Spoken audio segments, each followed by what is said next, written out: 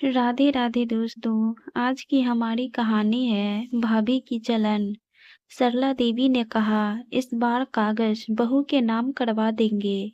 घर की जिम्मेदारी उसी पर है। तू तो शादी के बाद चली जाएगी। ननद वहीं खड़ी थी। न उसने बहू को देखा न सरला देवी को। बस इतना बोली, ठीक है। फिर जिस दिन मैं सच में पराई हो जाऊं, उस दिन ये मत कहना कि बेटी बदल गई। कमरे में जैसे सब कुछ रुक गया। सरला देवी ने करक कर कहा, बात को बेकार का रंग मत दे। ये घर की समझ है, भावुकता नहीं। ननद ने पहली बार सीधा जवाब दिया, भावुकता नहीं है, डर है कि मैं इस घर में धीरे धीरे बचकर रह जाऊंगी। बहू चुप थी, उसके भीतर हलचल थी, पर जुबान पर ताला था। वो जानती थी कि अगर बोलेगी तो बीच में आना कहलाएगा, और अगर नहीं बोलेगी तो किसी की जगह छीनने की वजह बनेगी। ननद ने कहा, आज जमीन है, कल शायद कमरे की बारी आए। पराई होने की शुरुआत हमेशा ऐसे ही होती है माँ।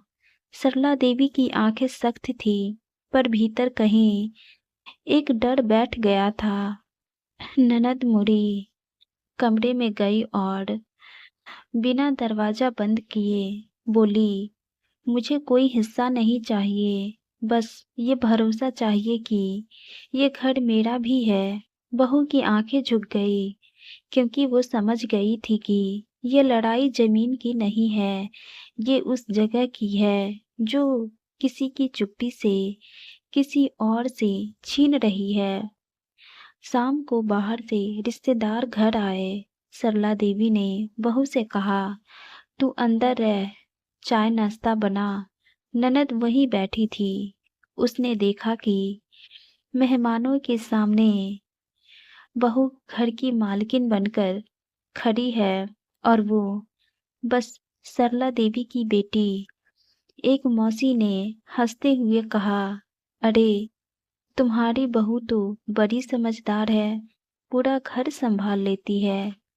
सरला देवी के चेहरे पर संतोष उतर आया। उन्होंने कहा, हाँ, अब घर की चिंता नहीं रहती। ननद ने पहली बार सबके सामने बोला, घर पहले भी चल रहा था माँ। कमरे में हल्की चुप्पी छा गई। मौसी ने बात बदलते हुए कहा, अच्छा है, अब तो सब बहू के नाम ही होगा। ननद की उंगलियां सिमट गई। सरला देवी ने सहजता से कहा, बेटी तो पराई होती है, घर तो बहू ही संभालती है। ये लाइन किसी तीर की तरह ननद के भीतर धंस गई।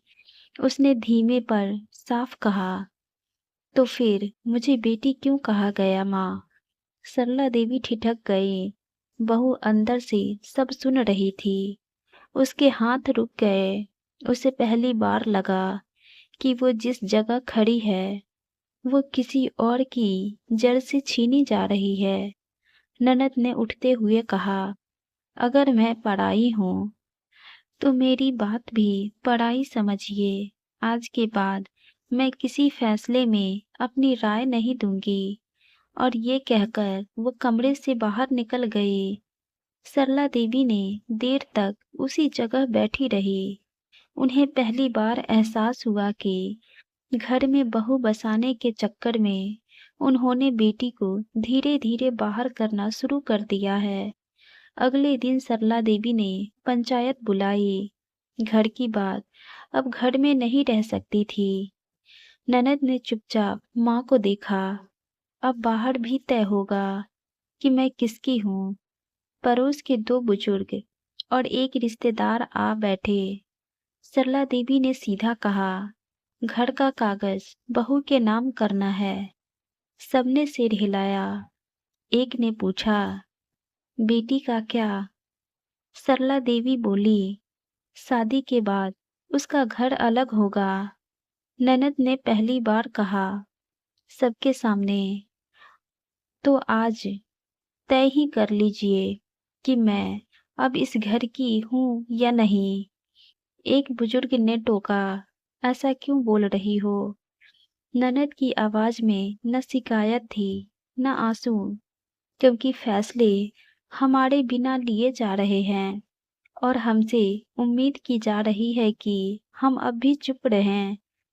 बहू दरवाजे पर खड़ी थी। उसने धीरे से कहा, मुझे कुछ नहीं चाहिए। मैं कागज पर नाम नहीं चाहती। सरला देवी ने चौंक कर देखा। ये अब तेरे हाथ की बात नहीं, घर का भविष्य तय हो रहा है।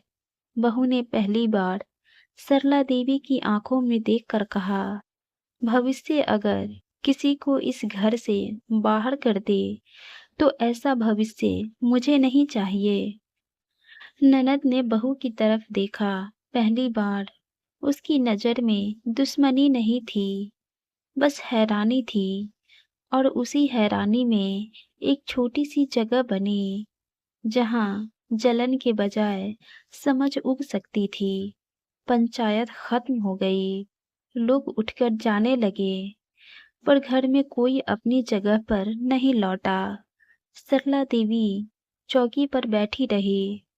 हाथ गोद में पड़े थे, पर दिमाग में शोर था। ननद बाहर आंगन में खड़ी थी। उसकी पीठ सीधी थी, पर भीतर कुछ ढह चुका था। बहू धीरे से पास आई। आज पहली बार उसके शब्द कांपे नहीं थे। तुम्हें लगता है मैंने तुम्हारी जगह छीनी है? ननद ने बिना पलटे कहा। जगह छीनी नहीं जाती, दी जाती है, और वो मुझे दी नहीं जा रही। बहू ने सिर झुका लिया। मैंने कभी माँ से कुछ नहीं मांगा, पर शायद मेरा चुप रहना ही तुम्हारे हिस्से की आवाज बन गया। ननद पहली बार मुड़ी। तुम बुरी नहीं हो, पर तुम्हारा आ जाना मेरे हटने की वजह बन गया। यही सच है। बहू ने गहरी सांस ली। अगर मैं पीछे हट जाऊं तो क्या तुम्हें लगेगा कि ये घर अभी भी तुम्हारा है? ननद कुछ नहीं बोली। भीतर से सरला देवी की आवाज आई, तुम दोनों क्या तय कर रही हो मेरे बिना? ननद ने सीधा कहा, हम ये तय कर रहे हैं माँ, कि घर किसी एक का नहीं, या तो सबका होगा या फिर किसी का नहीं। सरला देवी चुप रहीं। पहली बार उन्हें समझ आया कि बहू के बसाने के चक्कर में उन्होंने बेटी को हाशिए पर खड़ा कर दिया। ननद ने धीरे से कहा, मुझे जमीन नहीं चाहिए। मुझे बस ये भरोसा चाहिए कि मैं इस घर में मेहमान नहीं हूँ। बहू ने वही कहा, और मुझे वो हक नहीं चाहिए जो किसी को पराया बना दे। सरला देवी की आंखें नम हो गई। उन्होंने पहली बार दोनों को एक साथ देखा और महसूस किया कि अगर आज भी उन्होंने तराजू एक तरफ झुकाया तो ये घर दीवारों के साथ नहीं, रिश्तों के साथ टूटेगा। अगले कुछ दिन घर में खामोशी थी। किसी ने आवाज नहीं उठाई, पर हर चीज बदल चुकी थी। सरला देवी रसोई में बैठी, चाय हाथ में पकड़े हुए, पर आंखें दूर कहीं थी। ननद आंगन में खड़ी पौधे की देखभाल कर रही थी। बाहर से तो सब सामान्य लगता था, पर भीतर से हर कोई सोच रहा था। बहू पास आई, धीरे से कहा, अब हम वैसे नहीं रह सकते जैसे पहले थे। ननद ने सिर हिलाया। हाँ, अब घर सबका होना चाहिए, किसी का वर्चस्व नहीं। सरला देवी ने पहली बार दोनों को बराबर नजरों से देखा और बोली, ठीक है, आज से ये घर सबका है। न किसी की जगह छीनी जाएगी, न किसी की अहमियत कम होगी। ननद ने पहली बार माँ की आंखों में भरोसा देखा और बहू को देखकर समझा कि अब अकेले होने का डर नहीं। घर में हल्की सी मुस्कान फैल गई, जैसे दीवारों ने भी राहत की सांस ली हो। बहू ने हौले से कहा, अब हम साथ हैं और इस घर को सबका बनाएंगे। ननद ने मुस्कुराते हुए कहा, हाँ, अब जलन नहीं होगी, बस समझ और इज्जत होगी। सरला देवी ने सिर हिलाया और भीतर से बोली, यही सही घर है, जहाँ हर किसी की जगह हो और कोई पराया ना महसूस करे। ननद, बहू और सरला देवी तीनों ने मिलकर रिश्तों को बराबरी और प्यार से निभाना शुरू किया। अब घर टूटने नहीं वाला था, बल्कि रिश्तों की नींव पर सच्चाई और इज्जत मजबूत हुई। इस कहानी से हमें यही सीख मिलती है कि घर में बराबरी और समझ ही रिश्तों की असली ताकत है।